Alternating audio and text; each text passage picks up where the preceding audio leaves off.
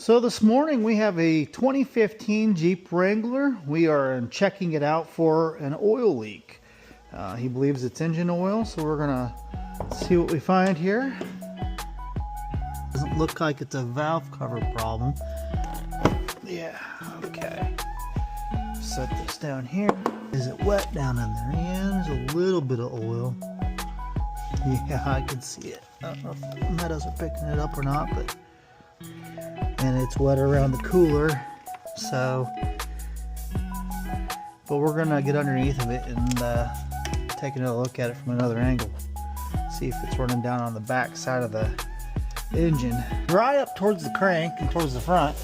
But if you look all the way in the back, it is wet back here.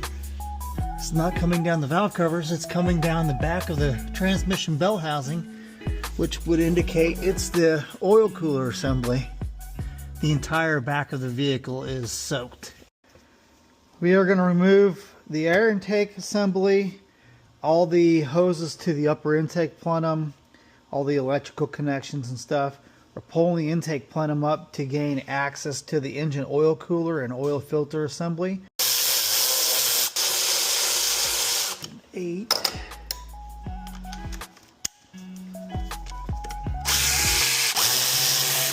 And to do that, we're going to pull the intake air temperature sensor connector off, which I just did.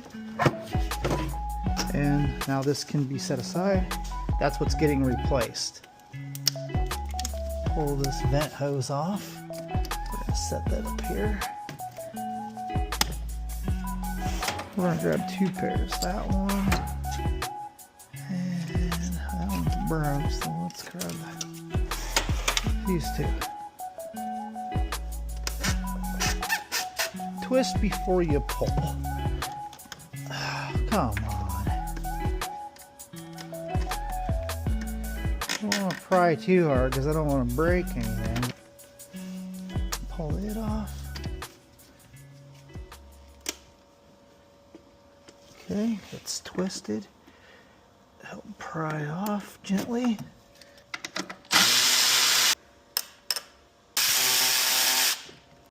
So I've got that bracket loose enough to where it moves easily out of the way from the intake plenum. You didn't have to pull the bolts all the way out. They're just really loose down there and right there, and this whole bracket moves. So now I can hold that out of the way. We can start pulling our intake plenum bolts.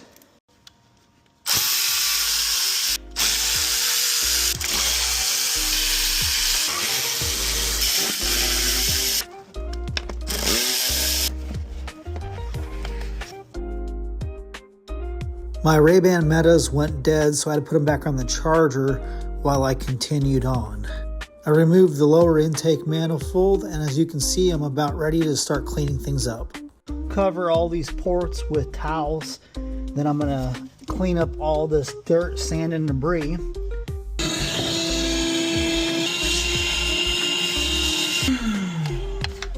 Got all the big pieces out of the way, which is the most important. Is a new clean microfiber towel, and I'm going to carefully wipe around.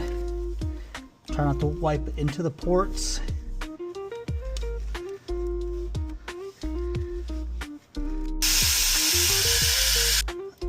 There it goes. Just like that.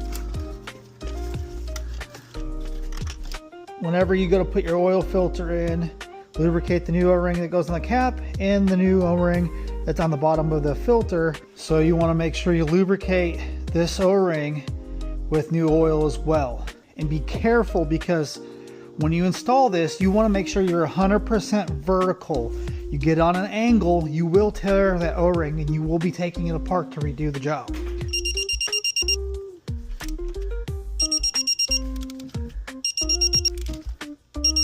Pull all these rags out.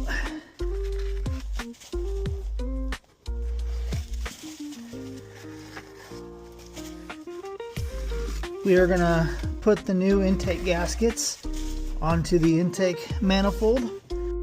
So I usually use a brake pick to pull these seals out. I usually find that's the best way to do it. So whenever you get the intake manifold back in, it's always a good idea to make sure that you don't have any of the fuel injector connectors in the way, pinched anywhere, because you don't want to tighten it down, break an injector connector or break a fuel rail. And you always want to make sure to look through all your ports and make sure you don't see any of the O-ring or gaskets that have fallen out as you put it in.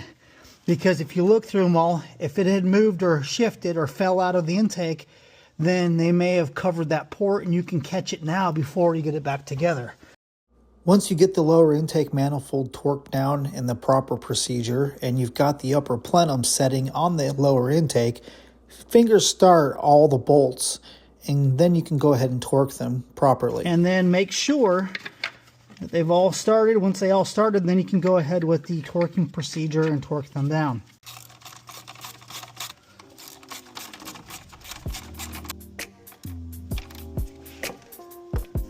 We can hook these hoses back up here. Our vent hose goes back up on top. Secure that wire. Secure that. After you've tightened up all your miscellaneous hoses and connectors, then you can start it up and check for leaks. Cleaned it the best that I could. Test driving it right now to make sure everything's good. Got good heat. Fans have already cycled twice.